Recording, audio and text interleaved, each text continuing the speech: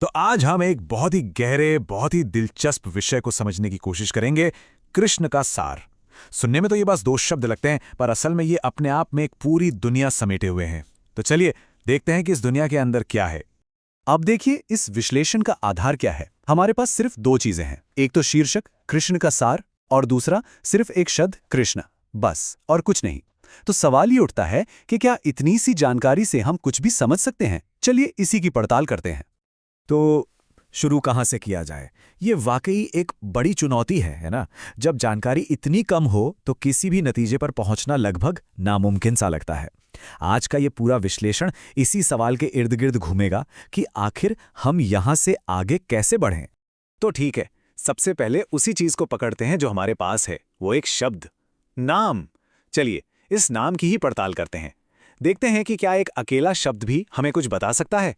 तो ये रहा हमारा विषय, हमारा सब्जेक्ट कृष्ण। अब देखिए, ये सिर्फ एक शब्द नहीं है। जैसे ही हम ये नाम सुनते हैं, मन में कितनी सारी छवियां, कितनी कहानियां, कितने भाव अपने आप उभर आते हैं, है ना? तो आखिर एक नाम होता क्या है? अगर बिल्कुल बुनियादी स्तर पर देखें तो ये किसी भी चीज की पहचान है, एक तरह का लेबल जिससे हम किसी व्यक्ति, किसी जगह या किसी भी चीज को पहचानते हैं, उसे बुलाते हैं। तो एक नाम कई तरह से काम कर सकता है। ये एक पहचान हो सकता है, एक लेबल या बस एक आवाज। कभी कभी तो ये किसी बड़ी सोच या कॉन्सेप्ट के लिए एक प्लेस होल्डर की तरह होता है। मतलब ये किसी चीज की तरफ सिर्फ इशारा करता है, लेकिन ये जरूरी नहीं कि उसके बारे में सब कुछ बता ही दे।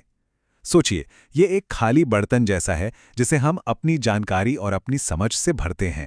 यहां एक बड़ा सवाल खड़ा होता है, क्या किसी नाम में उस चीज की पूरी कहानी छुपी होती है जिसका वो प्रतीक है? मतलब क्या कृष्ण नाम सुनते ही उनके बारे में सब कुछ जाहिर हो जाता है, या फिर ये बस एक शब्द है और उस शब्द के मायने हम अपनी जानकारी और अपनी भावनाओं से खुद बनाते हैं? यही वो असली सवाल है जिस पर हमें सोचना होगा। चलिए अब कृष्ण शब्द से थोड़ा आगे बढ़ते हैं और शीर्षक के दूसरे हिस्से पर ध्यान देते हैं, का सार। ये जो सार शब्द है, इसका मतलब क्या है? सार या एसेंस का मतलब होता है किसी भी चीज का वो सबसे जरूरी, सबसे बुनियादी हिस्सा, कह सकते हैं उसका दिल। वो गुण जिसके बिना वो चीज ही नहीं रहेगी। उसकी पहचान ही उस गुण से है। यहां हम देख सकते हैं कि किसी चीज का होना और उस चीज का सार होना, ये दो अलग अलग बातें हैं। एक तरफ है उसकी पूरी सच्चाई, उसके सारे गुण, पूरी कहानी, और दूसरी तरफ है उस सब का निचोड़, उसकी सबसे मौलिक पहचान, वो एक सच जो कभी नहीं बदलता। और देखिए, हमारा जो स्रोत है वो हमें ठीक यही चीज देने का वादा कर रहा है, कृष्ण का सार। ये कोई मामूली दावा नहीं है, ये किसी के अस्तित्व के बिल्कुल केंद्र को, उसके कोर को समझने की बात है। तो अब हम दोनों चीजों को एक साथ लाते हैं, नाम और सार। और सवाल ये बनता है कि क्या सिर्फ एक नाम से किसी के पूरे सार को समझा जा सकता है? क्या कृष्ण शब्द में ही उनका पूरा सार, उनकी पूरी एसेंस समाई हुई है? क्या ये दोनों एक ही चीज है? तो हमने नाम पर बात की, सार पर भी बात की।